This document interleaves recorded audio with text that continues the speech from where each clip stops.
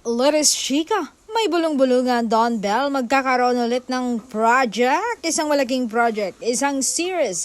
Isang Chinese romantic comedy drama na may titulong My Boss. Isang Chinese drama noong 2024 at gagawa sila ng Philippine adaptation. Hindi pa nakakasa ang proyektong ito pero excited na ang buong team ng proyektong ito na makasama nga ang New Gen Phenomenal Love Team na sina Donnie at Belle.